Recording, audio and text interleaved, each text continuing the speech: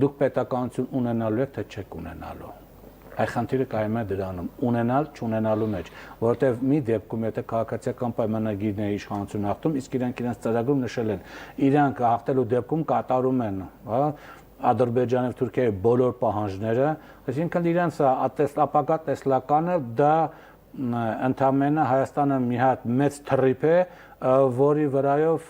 արևմտյան բեռնատարները գնալու են կենտրոնական Ասիա, հումքը վերցնեն եւ հանքահումքային ռեսուրսները վերցնեն եւ նորից հետ գան, այստեղով անցնեն գնան դեպի արևմուտք, այստեղ ընդամենը ռեստորաններ, ճաշարաններ, չգիտեմ, հյուրանոցներ կլինի, որոնք ֆեստիվալներ կանեն եւ այդ վարորդերին ուրեմն հանգիստը այստեղ կապահովեն։ Իսկ եթե դուք ընտրում եք առնվազն այն հայտնի երրակի ուժեր